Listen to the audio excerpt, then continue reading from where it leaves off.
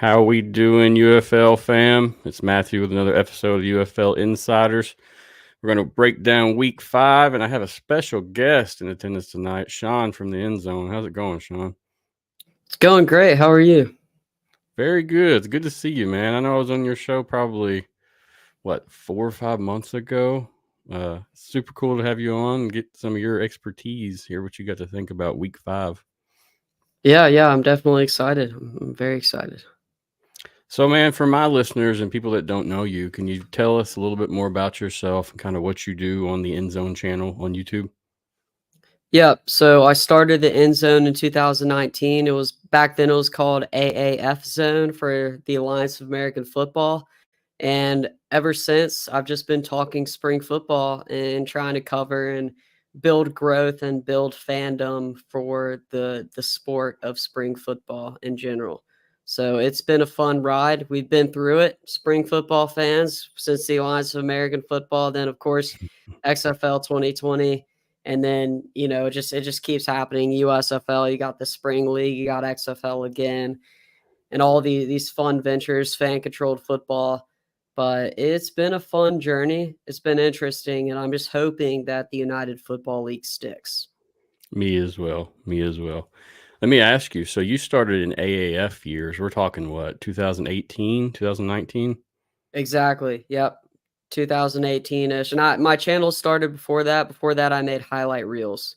Gotcha. So in middle school, I made my first highlight reel just for fun in my film class, and I posted it to my YouTube channel, and it got 50,000 views. It was college football highlights, and I was like, "Wow, this is I enjoy this." So I did a lot of highlight reels, and then when the Alliance of American Football came out, I noticed nobody was talking about it on YouTube, so I had no mic, just my computer, the same computer that I'm using right now. And I just talked into a microphone about what I thought about the games and the players and things like that. So it's been a real journey. That's awesome, man. That's a story right there. You've had to have seen a lot. I mean, just from a media standpoint, watching and dissecting. I mean, I was a fan then. Don't get me wrong, but this avenue right here is a little different than being a fan. So, wow. I know looking back at your content, dude, you have a ton of things. You got a lot of followers. You're very popular on YouTube. I mean, you have a good following. So, like I said, dude, super cool to have you on today.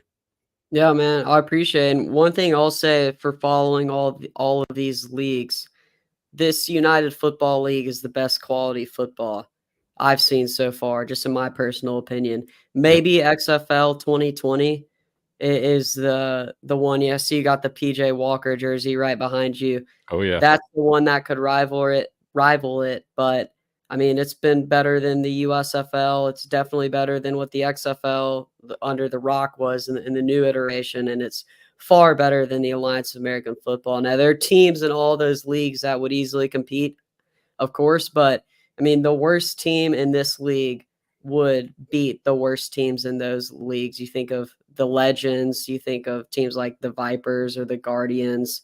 You could go down the list of all the teams. But and then when you take the best teams in this league, St. Louis and this iteration of the Birmingham Stallions, they're pretty hard to beat. Yeah, there's a lot of skill over there. I mean, on both of those teams you just named. And in terms of like the actual play, I agree 100%. It's much better. You know, we haven't seen too many games get away from us with the exception of this week. I feel like this week we had a couple that really got away from us. But for the most part, I mean, it's been competitive, man. It's been enjoyable. Now, I can't speak to things such as like jerseys and team, the things they do socially. You know, some of the other leagues were better in that note, but in terms of actual play, 100% agree with you there. Yeah, and I'm just talking about the play. But yeah, 100%. I definitely agree. Yes, sir. I miss my AAF jerseys. I don't know why, but man, those things ring in my ear still to this day, thinking about it. Yeah, for sure. So, Sean, I mean, when you come in, what's kind of your goals in covering things? What do you kind of set out to do with your channel and with your content? What's kind of how do you handle it? Yeah, so I do everything. I make all the thumbnails, I edit all the videos, I write everything. My my whole thing is I just want to do what I think is fun. I don't really have like a strategy I like or it. like I mean, I think of my audience, of course, and try to gauge what people like, and I always ask my subscribers what they like and what they don't like. But I'm just trying to do what I think is fun, and I hope that people will listen out there and enjoy the content. I'll say this: it's been an incredible opportunity. So after the first year of the USFL, they offered me an internship because of my channel. So I took a year off where I wasn't really able to post content. If you look at my YouTube, you'll see there's a gap. So I didn't get to cover the USFL or the XFL last year, although I watched. But yeah, I mean, it's given me so many opportunities and working in sports. So I had an incredible, amazing opportunity to work for the USFL last year in the communications department, and it was because of my YouTube channel. So it was pretty awesome. Yeah, that's sweet, man. You can't really ask for much more than that. That's as close as you can get, right? Exactly, exactly. It was a once in a lifetime opportunity, and it was crazy. For sure, for sure. Man, I'm jealous myself. Sometimes I feel lucky that I'm even able to cover the leagues because there's a lot of folks that don't get these opportunities that they're shut up very quickly. So it's good that I mean I feel very good in the position I'm in. I can't imagine actually being inside and seeing things a little differently. But any way it goes, man, it just makes you a better creator. So that's the coolest part about all this. Exactly, exactly. I learned so much.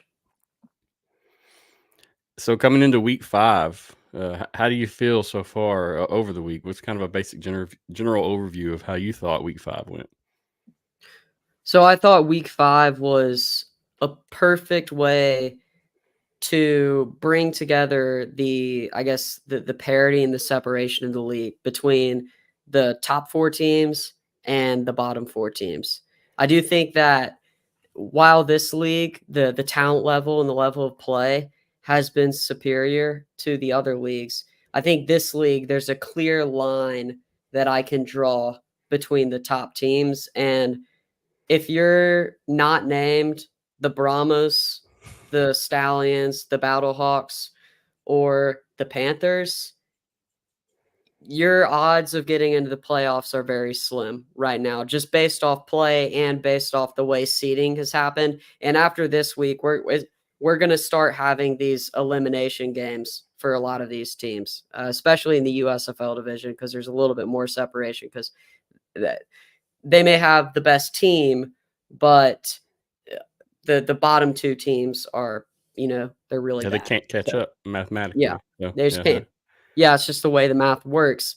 And then, yeah, so I saw someone comment DC. I we'll talk about DC later. I know that we're gonna discuss the for St. sure. Louis DC game, but DC's only wins are against some of the worst teams in the entire league. So that's all I'll say for now. We'll dive deeper into it, but I don't believe DC is in that section of the UFL. Yeah, we'll talk about it soon. I don't want to say anything either because so originally I had different people coming in to break these games down. We had a couple cancellations, so me and you will cover those games exclusively. Christian Palantonio was supposed to be on. He actually had to work late tonight, so he will not be on. If you're listening, he will not be on. We'll try to get him on next week. But yeah, so he was going to actually discuss that game, and he's a huge DC guy.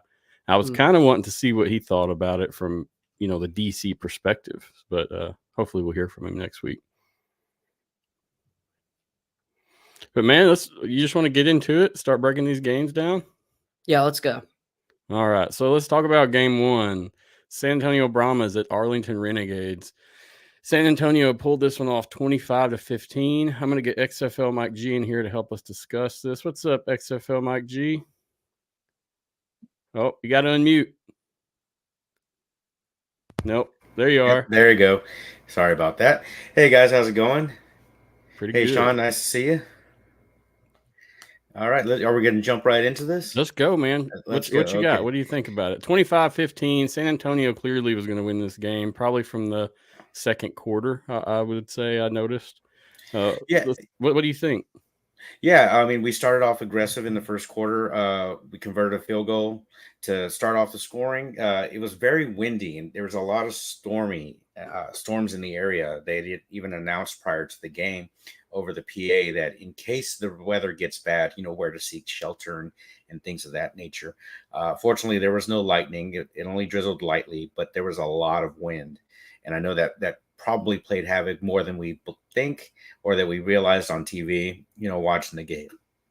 Watching the game. Scoring started off with Ryan Santoso, the mustache, getting a 40-yard field goal to kick off the starting.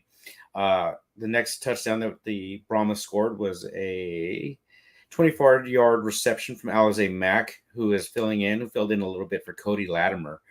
Cody Latimer was listed probable all week. Cody only had 2 targets with 1 reception for 7 yards. Alize Mack had 3 catches, 1 for a touchdown and 36 yards. So at the end of the first quarter, it was 9-0. Again, San Antonio's going for that 1 point. They love to just go for 1 point. So it's like, if you're going to get it or you're not going to get it, at least go for 2. Be more aggressive, be more assertive. In the second quarter, Arlington scored on a 20-yard field goal. Taylor Rossellino was released. I think it was due to injury, not as much as performance. He was replaced by, and I don't have my notes. Sorry about that, guys. My system here for notes is not the ideal setup. I touched the screen to roll my notes, and it pulls up my keyboard, and I don't want to do that, so I'm gonna try to wing it here. It's all good, man. Second quarter, Arlington started off with a 29-yard field goal, which I do not have the gentleman's name on this particular note. Let me see. I'll get it for you. Hold on. I had it. I got it, and I can't find it.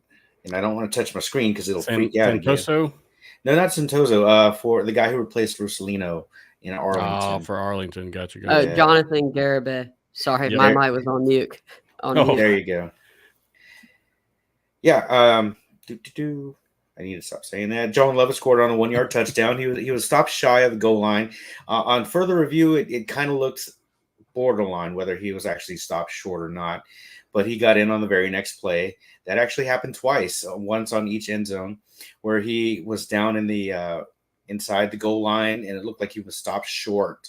But it looked like he actually scored on both occasions. Both occasions were the exact same. We stopped short and scored again on the next play. Again, the 1 points were not good.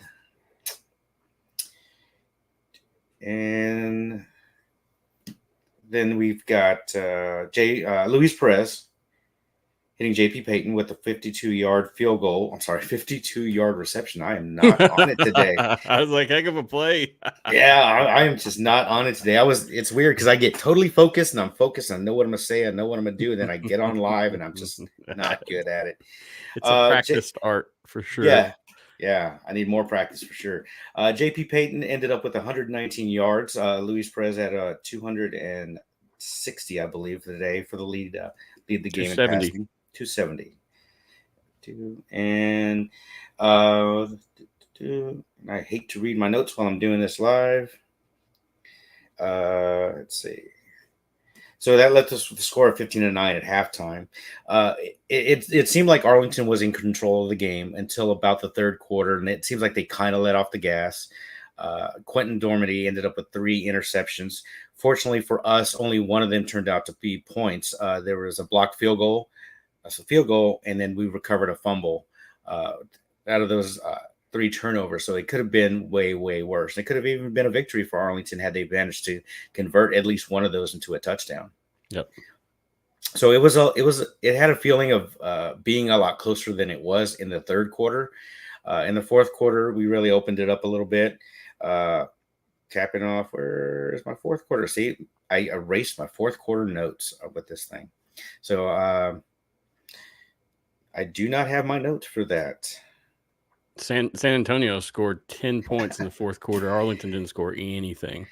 Got shut out that fourth quarter. Let's see. Yeah, I'm totally lost. I'm sorry, Matt. No, you're fine, man. I'll tell you some of the things that I really liked from this game. You saw a lot of Ellison. He came back. He was running the ball a lot, as well as Lovett, man. That dude is a beast for San Antonio. I hope to see him do some more down there. Yeah, and I think it's going to be a real good idea to platoon those guys because you want them healthy for the playoff run. You know, coaches always say it's not the best team that always wins the championship. It's the team that's healthiest going into the playoffs. And when you've got Lovett, McFarland, and now Ellison in the mix, rotating those guys, keeping them fresh. And if one has clicking on all cylinders, roll with him. Brahmas ended up with 190 yards rushing, and I believe he had 95 of those. That's Lovett. Wow. Yep. On 13 attempts. Yeah. 7.3 average. So yeah, it was a great game. It was a great atmosphere to be at. I sat in one of the end zones with the Horns Forward podcast, and those guys get loud and they get rowdy. But they were very respectful. There was no curse words slipped. They're very aware. Rowdy.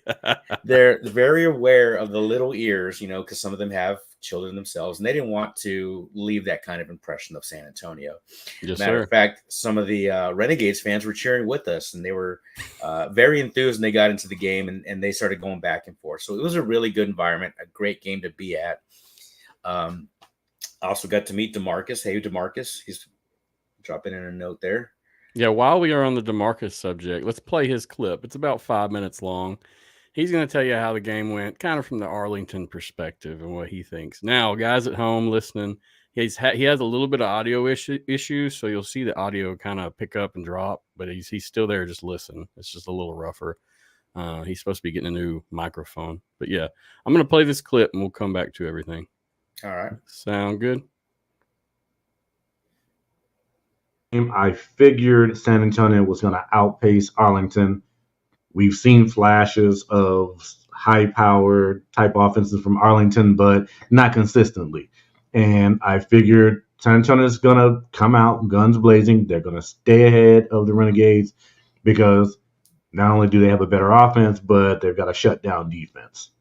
So I wasn't expecting Arlington to win this game. I pretty much saw exactly what I thought I was going to see. Now, Arlington did get some decent pressure on San Antonio, but for the most part, you see San Antonio being able to do exactly what everybody else has been able to do against Arlington, which is exploit the middle. And you'll see that here in just a second. So not too many surprises from this game. Now, I will say that Arlington's run game was a touch more relevant than it usually is early on in the game. However, that wasn't enough to overcome a lot of the pressure they got on Perez. I mean, he was pretty much kind of moving around, running for his life for most of the game. But I did think that the running game at the beginning seemed to at least not be irrelevant. San Antonio's running game, on the other hand, very relevant. Again, runs right up the middle of the field. Okay, so just to kind of go over the box score a little bit from the game. As you can see, Arlington time of possession, 33 minutes to San Antonio, 26 minutes. Total plays, 63. Total yards, not really much of a big difference. 350 for San Antonio, 311 for Arlington. The yards per play, you start to see a little bit of difference there, 6.4 versus 4.9. But at the very bottom there, again, to repeat what I said before, you see the big difference there. 2 red zone TDs versus none. Big difference there. And that's despite both of the teams having 4 red zone attempts apiece. Now, in terms of passing, I didn't think that this was really like usual. This is not really a game where it's Luis Perez's fault. I thought the Houston game you could put on Perez, but most of these games you can't really put on him. He's kind of doing what he needs to do. I mean, he's got almost 100 more passing yards than Quentin Dormady did. 27 completions versus 19 completions. 6.8 yards per attempt versus 5.3. Both have 1 passing TD. However, I think right here in rushing is where you're going to see the difference here on the box score.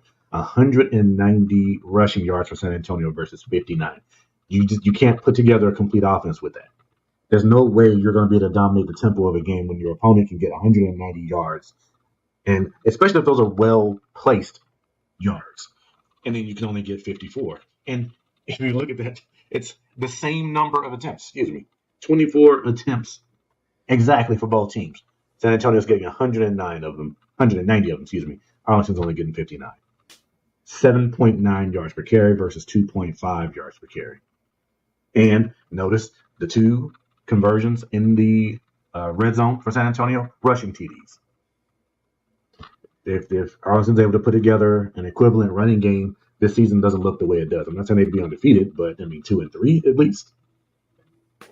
When you look at the turnover differential here, 3 turnovers for San Antonio and 1 turnover for Arlington. When you have a game where you're able to put up almost 100 more passing yards, you dominate time of possession, and you're able to get 3 turnovers, those are games you're supposed to win. You got to win that game. But what typically happens is Arlington takes a while to get started, and then they fall flat late in the game.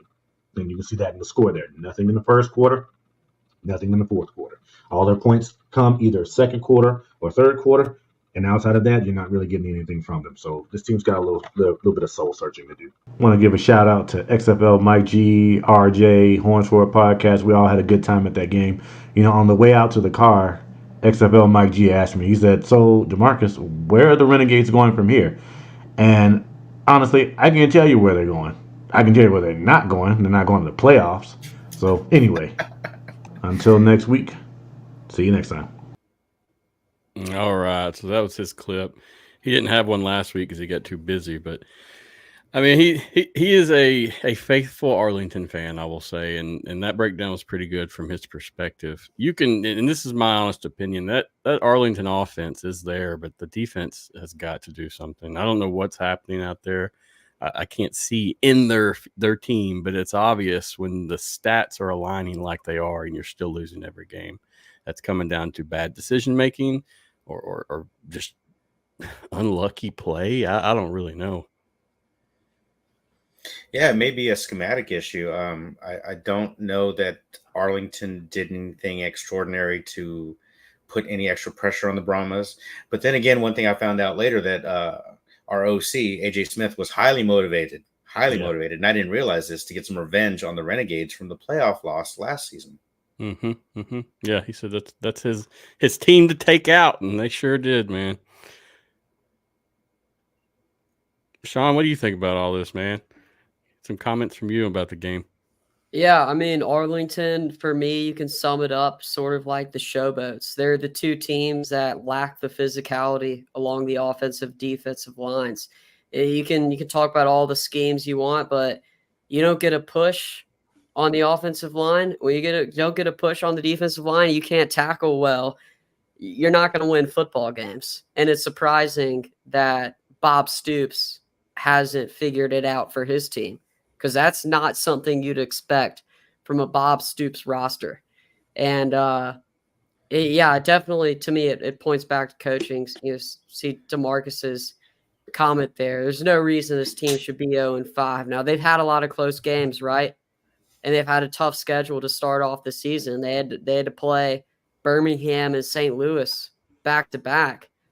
But now it just feels like it's falling off the rails. And you got to think in the locker room. Obviously, I'm not in the locker room. When you're 0-5, no locker room is going to be very positive. You're going to start to lose your way. So how do you instill that toughness and physicality? How do you begin to tackle well when you haven't all year? Every single team can run the football in Arlington. Memphis is probably – they can. Like Houston, you think of the worst teams in the entire league, they're all able to run the ball in Arlington, and that's not good. So that's, for me, and I said in the beginning of the year, like Luis Perez, he's one of the best quarterbacks in the league, but he can't drop back and pass it 40 times a game. That's not him. That's not who he is. That's not who he's ever been in spring football, right? He's a guy who can take command over your offense, but you got to go in the I formation. You got to have play action, and you can't just air it out all day. You got to find some establishment and identity in the run game. And Arlington has not had that the entire season. So let's see what you think before I let XFLMikeG go. Do we see this team getting a win this year? What do you guys think? Yes or no? I think they will get at least one. I mean, they have to get one. I don't know what it's going to take to get there. I've been kind of brainstorming, and like I was talking to DeMarcus, it's like, what do they need to do? I think they should give Lindsey Scott, at very minimum, a drive, if not a complete quarter, if nothing else, as a change of pace to switch it up, get those linemen moving, roll them out. You've got to work with what you got. If you don't have the most talented players, you've got to figure out a scheme to get them to utilize their strengths. And I really think that Lindsey Scott getting in there for at least an entire drive, or at least an entire quarter, if you put him in the game for one or two plays, the defense knows what's going on. They're going to pay extra attention.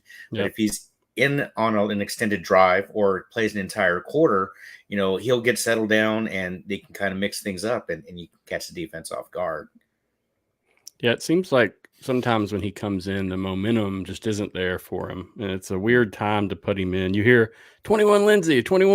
That's what you hear. Yeah. And that means it's time. He's going.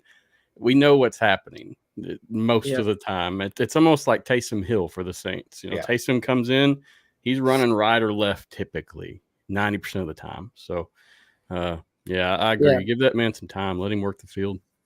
He's not a quarterback right now. He's a gadget. Yeah. Everybody in the stadium, you don't have to be a coach or a guru to diagnose what's going on. And when everybody in the stadium knows, and now it's different if you play physical football and you can line up in the I formation and everyone in the stadium knows that you're running the football. But if you can dominate the line of scrimmage and push and run the football and everyone knows it, it's different. But nothing's working. It's sometimes working with Scott. I don't want to say nothing is working because I think their primary weaknesses are along the defensive line. But I'll say this: week 7 is that week that you hope to get the win. They're hosting Memphis, so that's your best case scenario. And then other than that, week 10 at DC, possibly. But I mean, next week you've got Michigan. In week 8, San Antonio again. In week 9, St. Louis. So tough. Yeah, it's. There's not an easy road. You've already lost to Houston. So I think Memphis is your best bet. Agreed. Yes, let's talk about the attendance and TV numbers real quick. So we had 10,283 in attendance for the game in Arlington. Now the regional games were combined for 777,000 average TV viewers on Fox.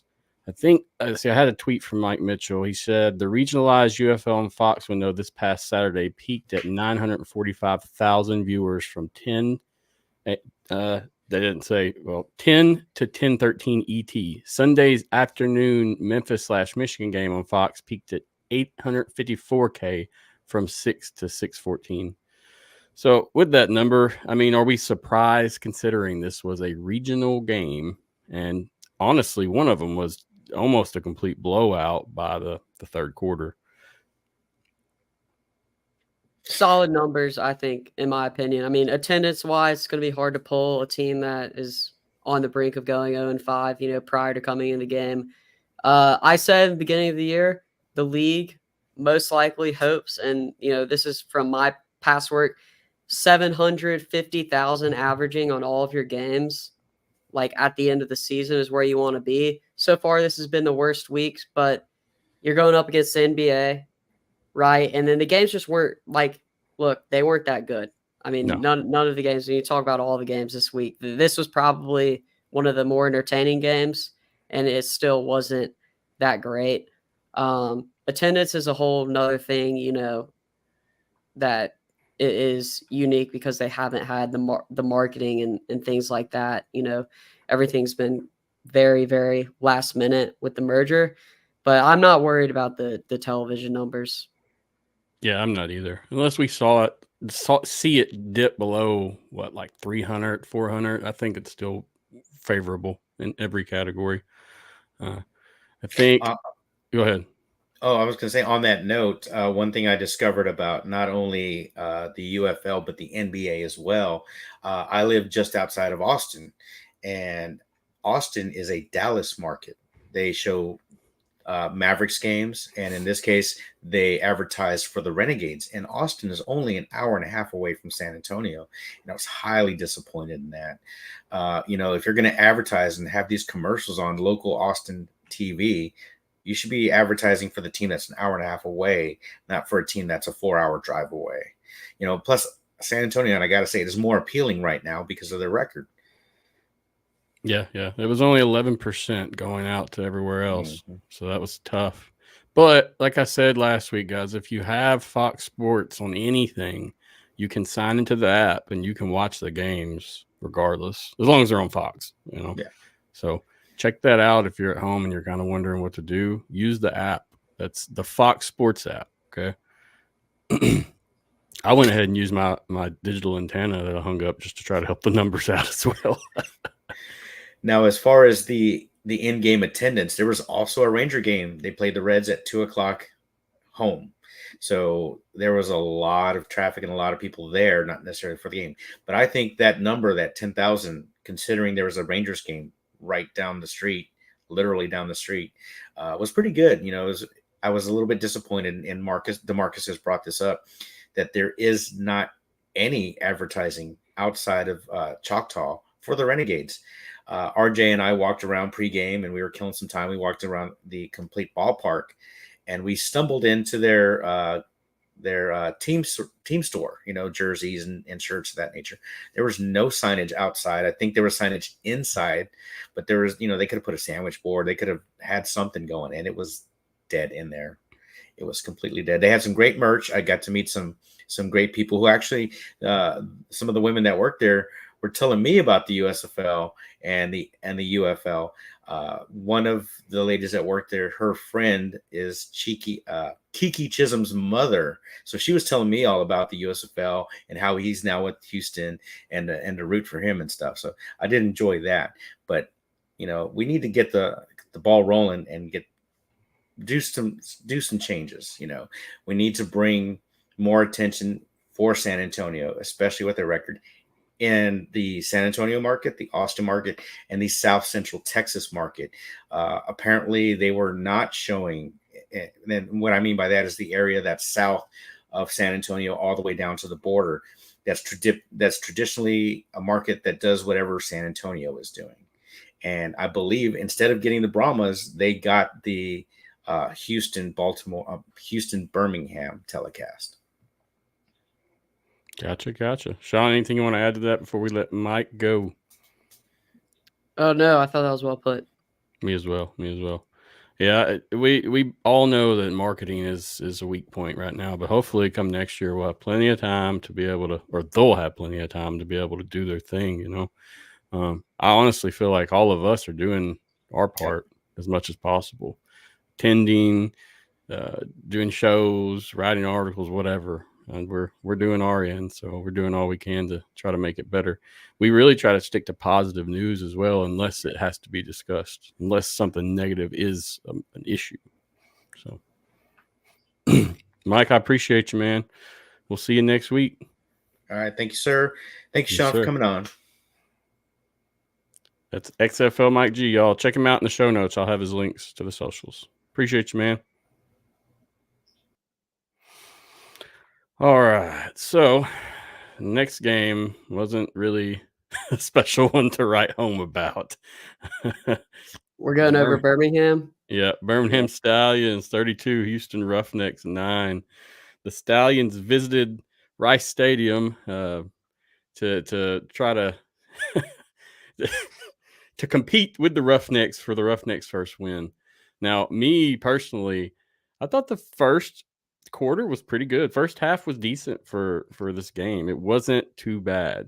It wasn't until the second half that the Stallions kind of outscored Houston.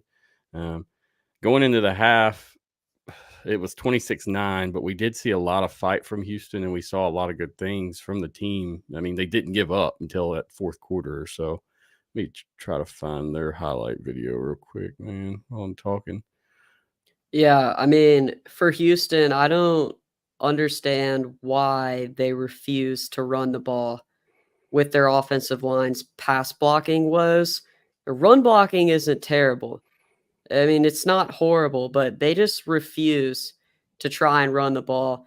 And yes, their average was 2.6 yards per carry, but they didn't have very many carries at all. And coming into the game, the Houston staff was talking all the talk about how Mark Thompson is healthy. He's going to get 20 carries. He got 4 carries. And then TJ Pledger got 6 carries. So you're really not going to be able to even test out the waters of the run game. And that was the only way they were ever going to win this game. They were not going to beat Birmingham in a shootout. They had to slow the game down, run the football, and milk the clock. And that's exactly what didn't happen. We knew Birmingham was going to put up a lot of points, right? I mean, especially with Adrian Martinez at quarterback. And Reed Sennett, he's not playing horrible. He's actually playing pretty good. And you talk a lot about these old football leagues. Usually a team with 1 win, their quarterback play is completely horrendous. He's playing really well, but he shouldn't be throwing the football 38 times in a game. And then the offense only rushing 14 total times. 3 of those were Sennett's, and 1 of those was your tight end, Brandon Bowman. So for me, it's just, I don't understand what the goal of Houston football is. What are they trying to do? I don't get it. And I just don't think that they have a plan. Yeah. I feel that 100%, especially coming into it. How they drafted was very running back strong. You thought that was going to be their identity. And here we're looking at total attempts, 10, 13, 14 total run attempts on the day for this game. And that's with Sennett and Bowman as well. Let me ask you this. Is Mark Thompson injured? Is that the issue? Or are we looking at some coaching stuff? I mean, that's the tough thing for me. No, I think it's coaching. Curtis Johnson came out in a press media call and he said Mark Thompson was going to run it 20 times. Mark Thompson went to social media, and the first part I didn't agree with. He said the Roughnecks can win out and still push for the playoffs. But the second part I agree with. This is not a team that needs to air it out 90% of the time. That's what we've seen so far in pretty much every game. So for me, I don't understand what it is they're trying to accomplish. I don't get it. I've tried to understand it. I understand their offensive line hasn't played particularly well, but they've shown the ability in some games to run the football. And you have Mark Thompson. You're not going to be able to tell off of 4 carries with the guy. Maybe he got hurt during the game, but TJ Pledger, 6 carries. And it doesn't make sense. And you went 6 for 14 on 3rd down. Now, 4th down, early on, I thought they should have taken the points. They went 1 for 3 on 3rd down. But, maybe they understand. I don't hate it. I wouldn't have made that decision, but also I know it was windy, so that could have factored in. But you're not going to beat the Stallions with 36 rush yards. I mean, it's just, you're not going to do it. So I don't understand what they're trying to do. And they have fantastic wide receivers. Justin Hall, Kiki Chisholm, Ratliff Williams is solid. Grayson, Emmanuel, I love all these guys. Isaiah Henney, they're loaded at wide receiver, but it's not worked for them. So I don't get what they're going to do. Yeah, Chris said, who's the Roughnecks' number 1 wide receiver? I'd say Justin Hall from looking at it. He had the most yards this past game, and I think it was a season high for him as well. 93, is that right? Between Kiki Chisholm and Justin Hall. Yep. 11 receptions for Justin and then 7 for Kiki. But like you said, man, I mean, like, who is this team?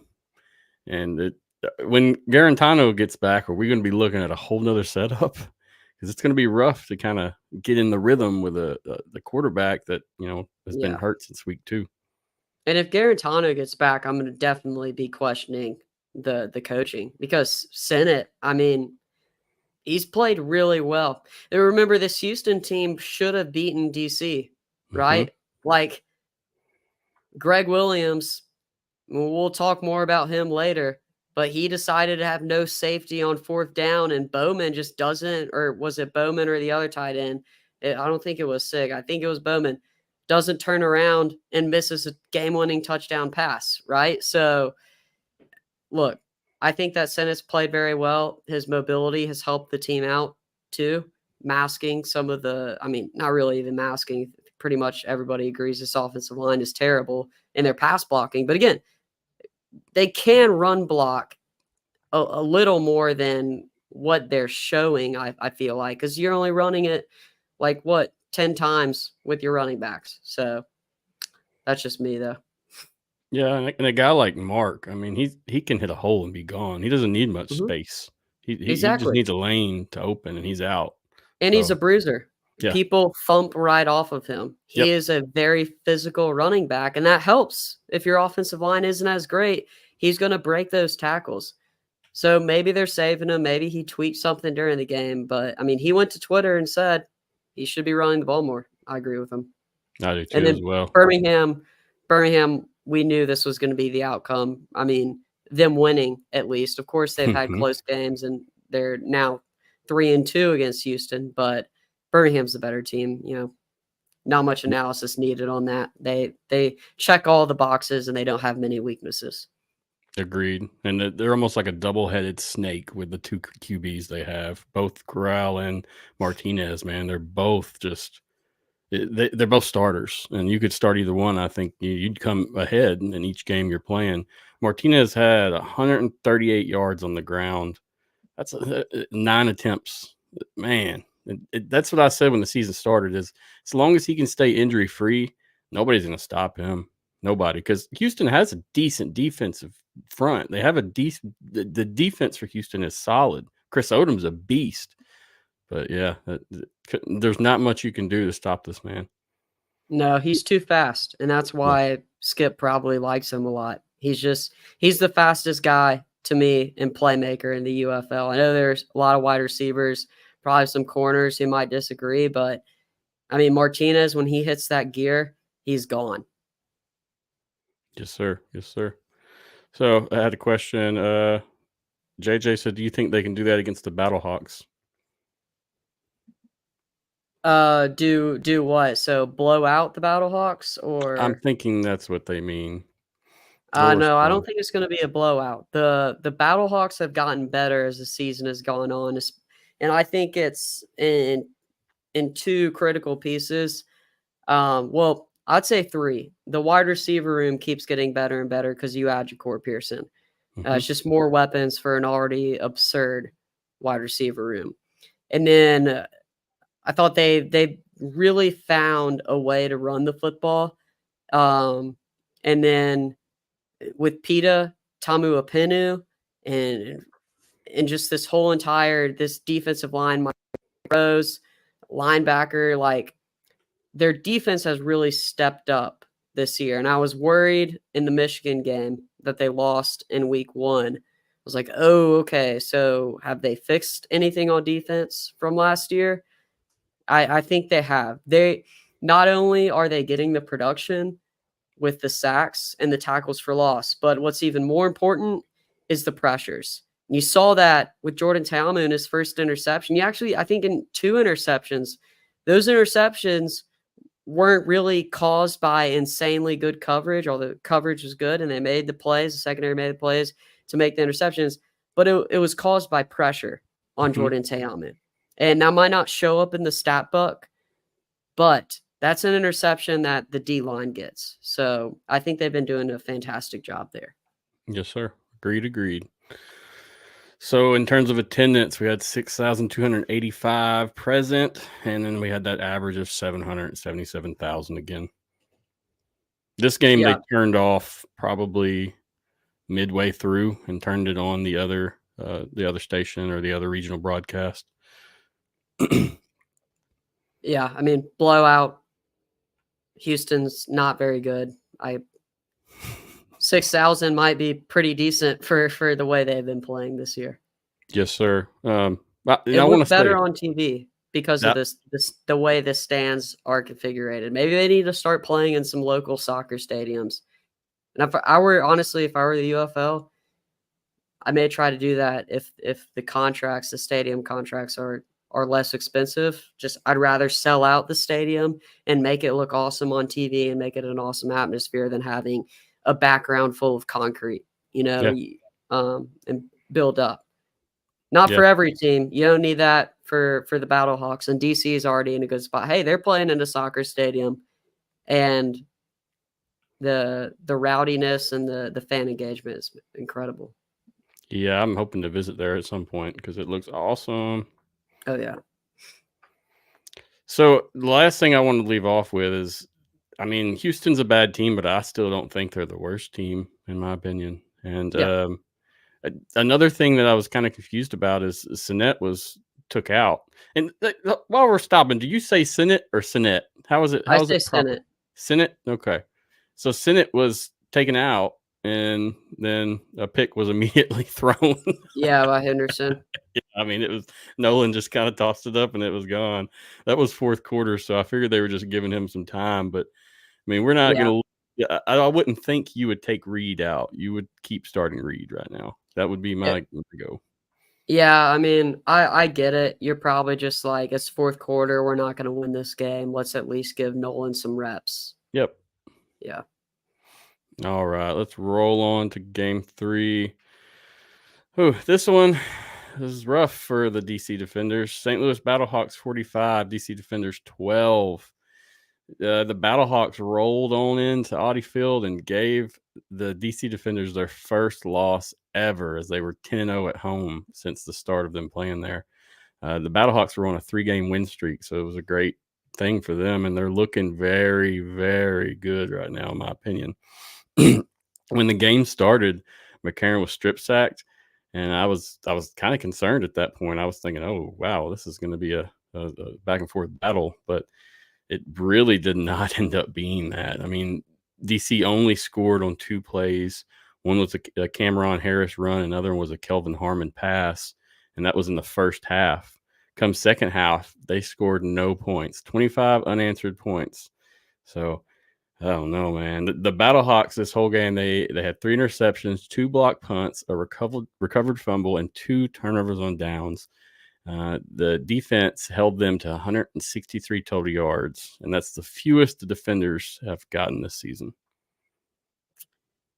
Yeah, I don't know. Did you see the beginning of the game where Greg Williams was talking about how it was going to be a chess match between him and AJ McCarron? That looked like tic-tac-toe. I mean, that looked pretty easy for AJ McCarron. He completely tore them apart. Now, early on, it was like, oh, okay, maybe this Greg Williams pressure is going to hit home and continue. But it didn't. It did not. It was bad. They let up 45 points. And not only, talk about the AJ McCarron, but how about Jacob Sailors and him stepping up? Wayne Gallman had a nice game too. But, I was worried when Mateo Durant's been dealing with injuries. They just have guys step up. Hakeem Butler, and they were also dealing with a lot of injuries just across the board. But Hakeem Butler went off as well. It was just it was total domination after what felt like early on. I was like, okay, maybe we might have a decent game, but it didn't turn out that way. And it's crazy because St. Louis went 2 for 11 on third down. So DC, Greg Williams has talked a lot about how they have a great ability to stop teams on third down, and they did 2 for 11. But St. Louis still, they got 13 first downs, 280 total yards, and it just felt like I don't know. It was just unfair at times. It felt like St. Louis was the far superior team. Yeah, and I'm not going to lie to you. I thought this game was worse than the Houston Stallions game. It's Just in fair. my opinion, Yeah. I was not entertained watching this game whatsoever. No percentage after the halftime, at least. I mean, it was clear that. I mean, it's kind of like a bully holding a little kid's head, and they're swinging their arms, and they can't really do much, you know. Yeah. Yeah, this is also just not a good matchup for DC. Their secondary has been poor all season, and we know St. Louis wants to air it out. They want to throw the football, whether it's through screens, short game, or breaking open the middle of the field with Butler, who kind of like reminds me of like Kyle Pitts. You know, he almost feels like a tight end because of how big he is, but he's also really fast and he can take it to the house. So, and then, you know, the defensive line, once again, just looking like it's improving every single game. Yeah, Pita is a freaking beast in there, man. I mean, He's so quick. He's so quick. I mean, you can watch him in every play. Boom, boom, boom, boom. I mean, I would be scared of Lyman.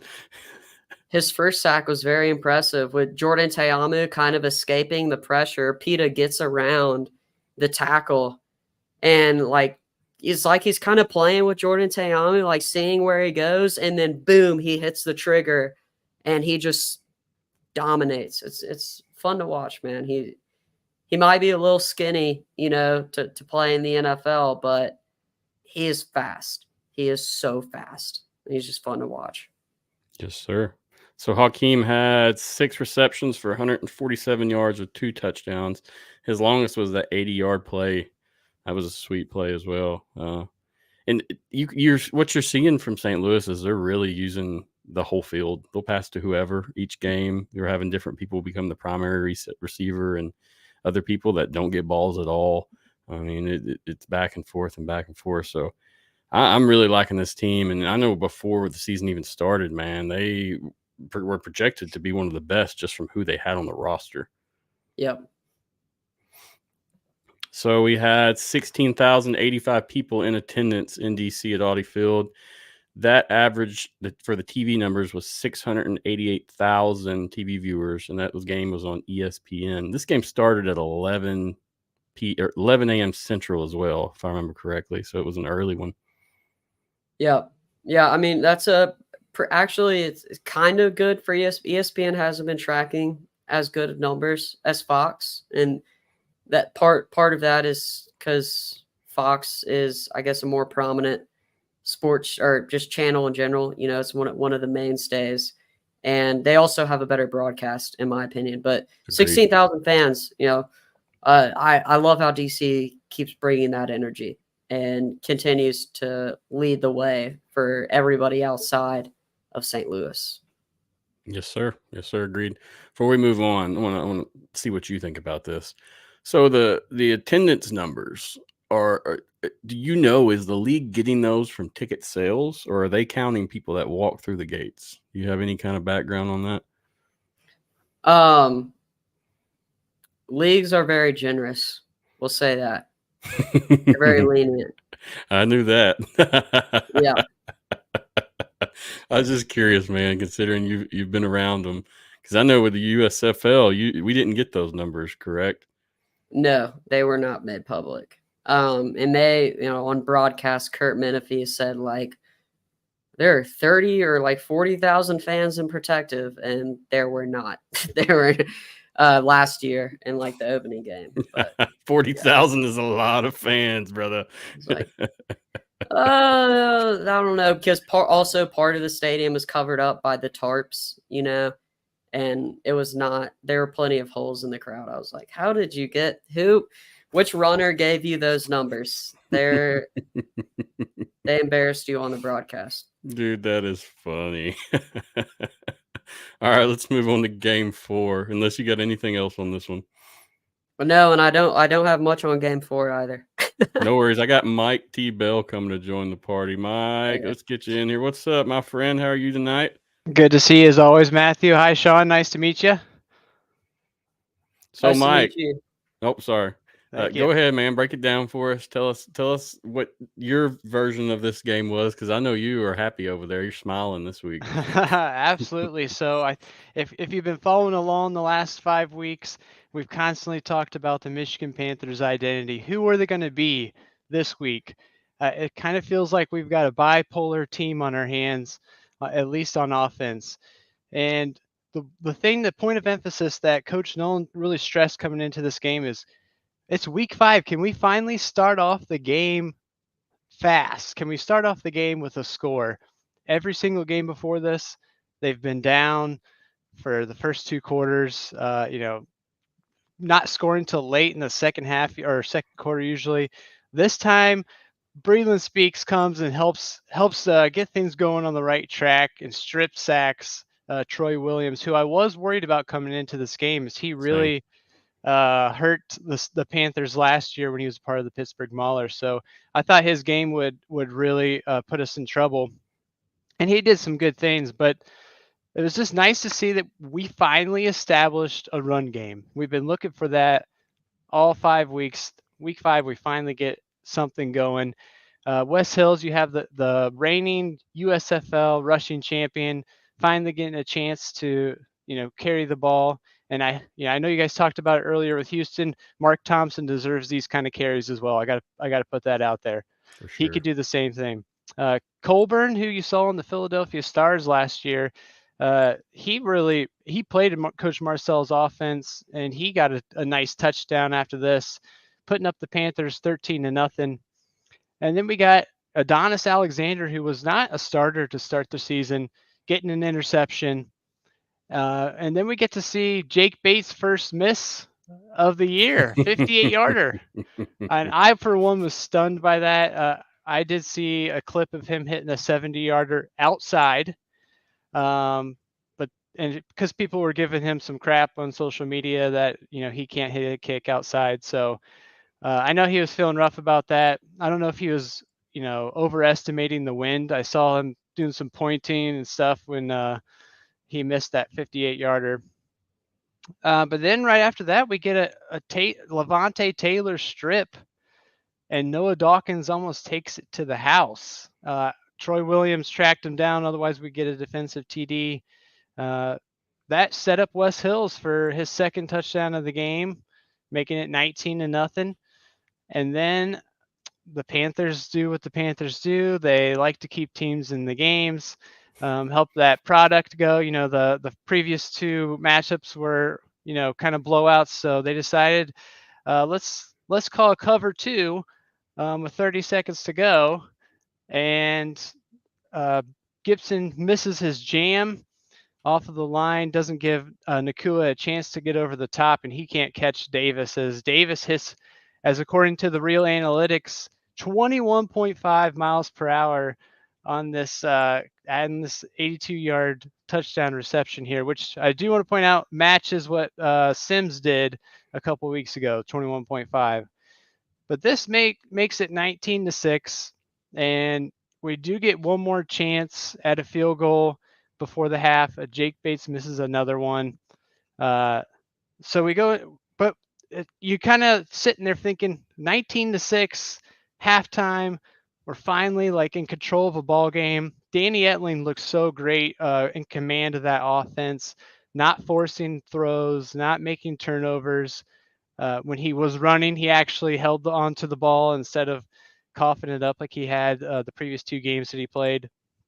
And got a nice red zone rushing touchdown in honor of EJ Perry, putting him up 25-6. And then Panthers do what Panthers do, get a muffed punt by Gavin Holmes, setting up the Showboats for an easy touchdown to Adams, making it 25-12.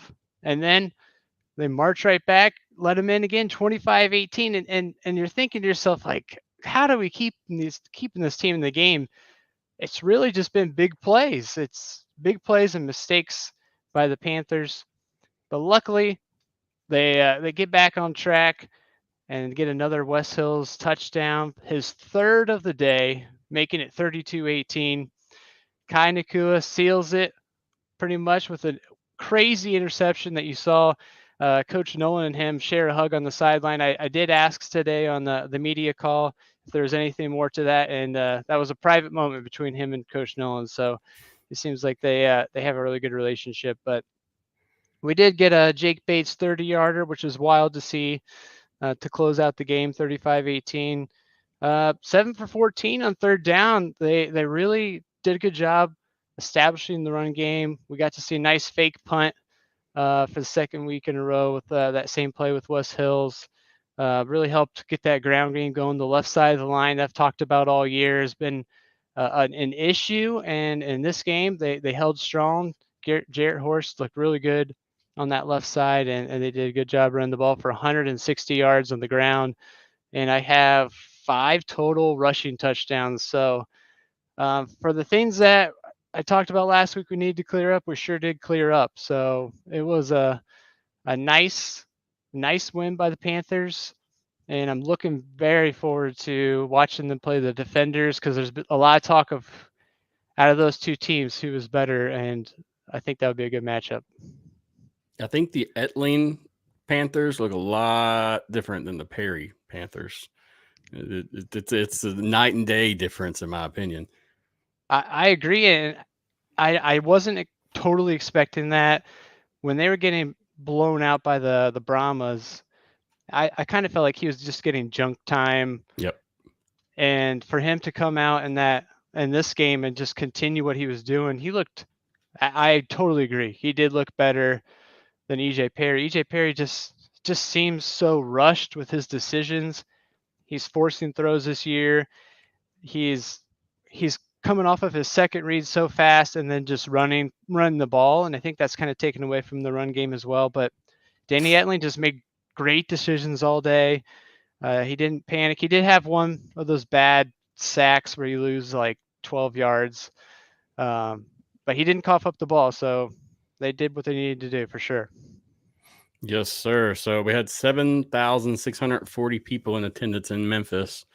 We averaged 731,000 on TV on Fox. It's almost like these numbers are very close to what y'all are doing in Michigan at your home games.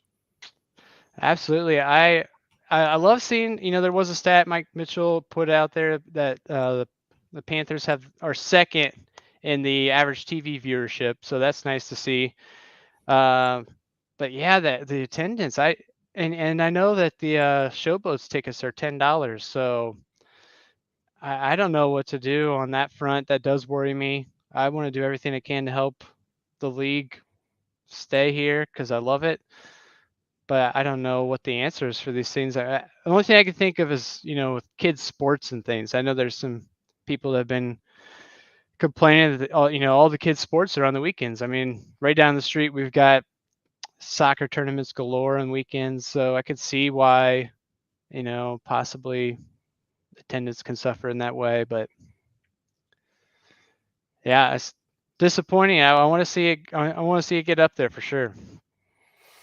Yeah, I know Memphis is one of those markets. It's tough because you've had like the AAF come through there, and they abandoned. Memphis Express. Yeah, and the team, the little fans that they had, they straight abandoned, and it's a weird time of year as well. But I don't think me and you or Sean are going to have the answers for that. We're doing the best we can on what we have right now for sure.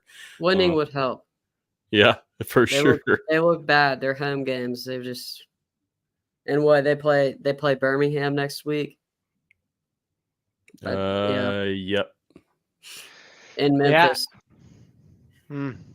Yeah, I might wonder be how less fans for that one. I was about to say, I wonder how that'll hurt them. Maybe tell some Birmingham fans will travel up. That's true. It shouldn't be too far from them. When I went the second week, I was staying across the street, and there was a lot of people at the Liberty Bowl. A lot, thousands. And I'm thinking, oh hell yeah, this is a game. We got tailgates going, yada yada.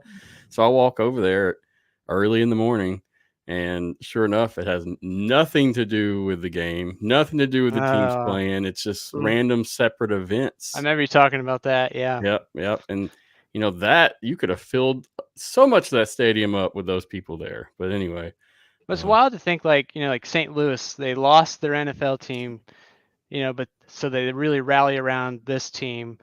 And, so all these markets have lost, spring football teams in the past. And so I know there's a trust issue there.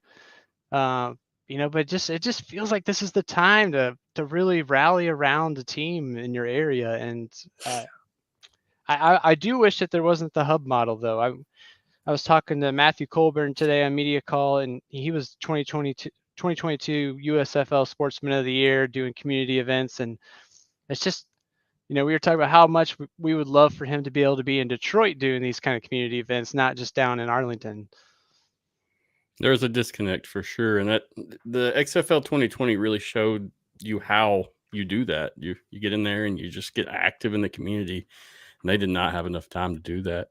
I mean, you couldn't have sent people in December when the merger was still occurring to promote and market this league when we didn't even know what teams were available for this league. So yeah. I totally get it, man. Hopefully they can hit the ground running on everything next year.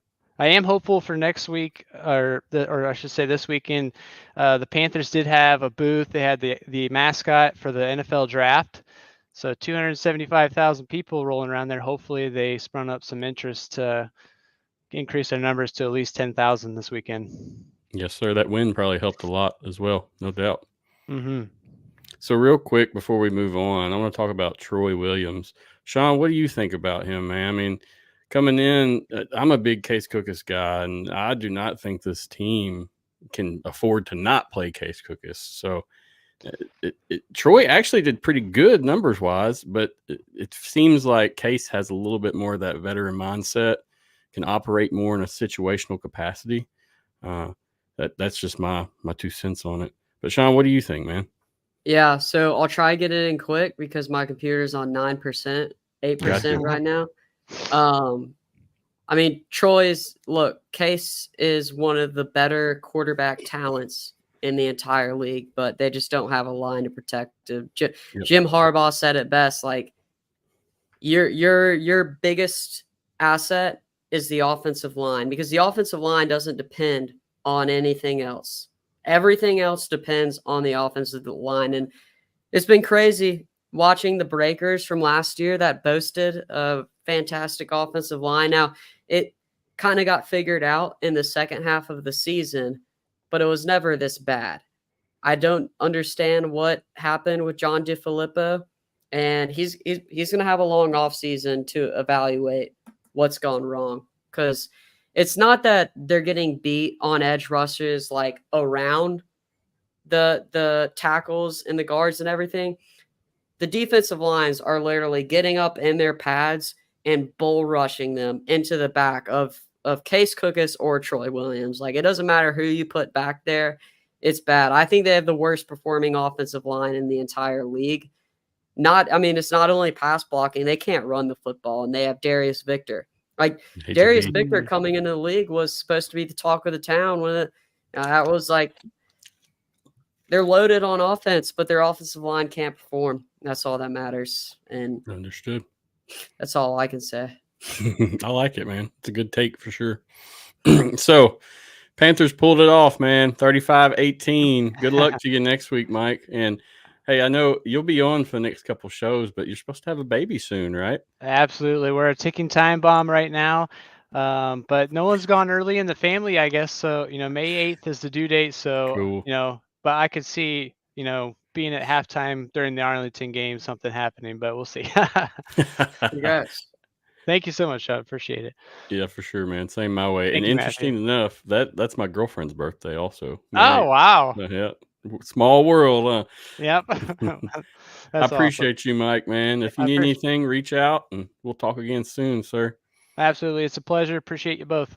Yes, sir. Thank you, man. All right, Sean, your computer's about to croak on you. Go ahead and let you go if you're ready as well before I do a quick breakdown or preview of these Week 6 games. I appreciate you coming on, man. It's been a good conversation. You're welcome anytime, dude. Seriously. I can give you my quick predictions if you want. If we go through each game, I'll give you rapid fire. Sorry, my computer is so old that when it gets on StreamYard, it was on like 75% when I got on. I can tell it's dying because you're getting all glitchy. All Yeah, right, so let's talk Saturday, May 4th. We got the Stallions at Showboats. That game's at Birmingham. 11 a.m. Yeah, the Stallions, right? Birmingham Stallions at Memphis Showboats, 11 a.m. Central, 12 p.m. Eastern. It's Yeah. on ABC. We know this. What do you have anything big to say about this one? Yeah, Birmingham. Well, I think I'm losing you, Sean. No, my computer's about to die, so Yep. I can go through real. No, he's gone forever. We lost him. He died. His computer died, not him. Sorry. All right. So no worries. Hey, Sean, I appreciate you coming on tonight. Guys, I will include Sean's links in the notes. Check out his YouTube channel. He's got some really good content, some short form videos that are awesome. Seriously. And they're very popular as well. So check them out.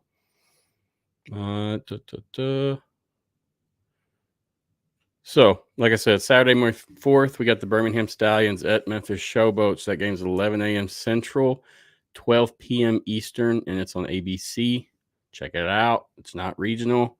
As the other was saying before he rolled out, the Showboats got a lot of work to do if they hope to compete with the Stallions right now, no doubt. The Stallions are coming through to win. I think they've had 11 straight wins so far since playing. Let me see. I've seen this on the UFL.com. They have a news ticker.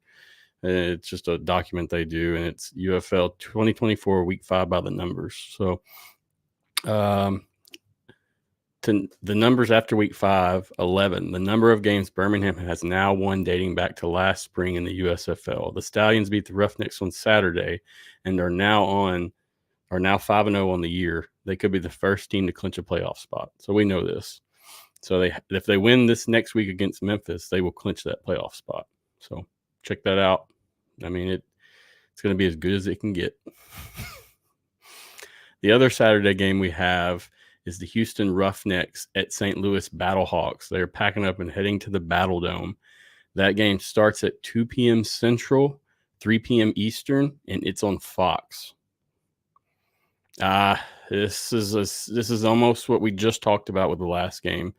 You know, the Roughnecks may have a shot with the Battlehawks, but that's going to be some very good scheming and play to keep up with this team, especially in the Battle Dome. I mean, I'm sure they're going to be rocking at least 35,000 with that huge win they just had. So check that one out, guys. I will be watching that one as well because I look forward to that. I miss my Roughnecks. I mean, it's not the same this year for me personally, as I was a Roughneck fan. Now I'm more of a fan of the whole shebang. But anyway.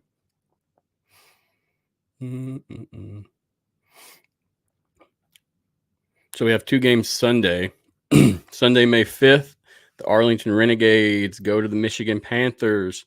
That game's at 12 p.m. Central, 1 p.m. Eastern, and it's on Fox as well. Both of the Sunday games are on Fox.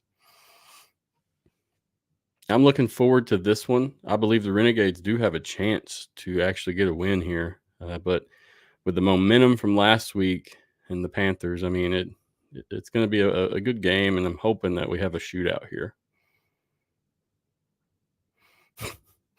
XFLMikeG said, join the Brahmas family.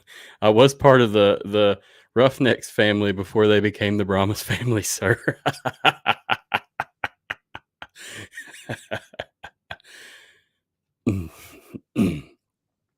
So our last game on Sunday, May 5th, the San Antonio Brahmas head to Audi Field to play the DC Defenders. That game takes place at 3 p.m. Central, 4 p.m. Eastern, and it's on Fox as well. If San Antonio can beat DC, I believe this puts them right there with St. Louis, and we're waiting for that game to happen so we can watch that. It's always good that DC has a redemption arc here, and it's at Audi Field, so we could see a pretty good game.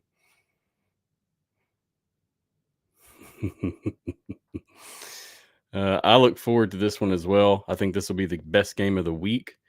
It may just be my opinion, though. I'm a big fan of the San Antonio team. Quentin Dormady gives them a whole new outlook on plays, with the exception to the picks, of course.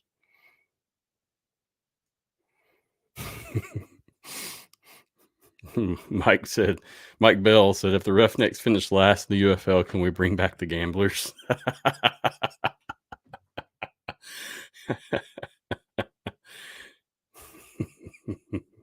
Oh boy.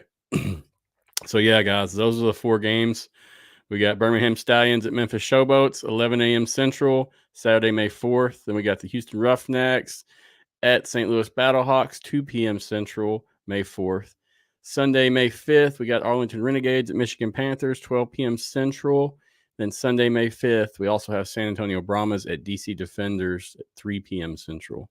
Don't forget about the lineup, guys. Remember, check out your Fox Sports app. If you have cable that has Fox, you should be able to log into the Fox Sports app regardless, okay? And that gives you different access to certain games and channels. So check that out. And if you guys need help, shoot me a message. I'm pretty, I'll talk to people all the time. If you need something, let me know. But you should be able to pick up all these games regardless if you have the channel also. The app to me was just easier to use. Another thing I want to note, before I close everything out, we have Eric. He's got a piece that I'm going to play, okay? And Rick 8-Bit, he does some retro Tecmo Bowl game summaries. So I'm going to play that real quick, and we'll talk a little bit more. I have a couple other points I want to make, but yeah, let's check this out real quick. Appreciate Rick 8-Bit for this piece. If I can find it. All right, here we go.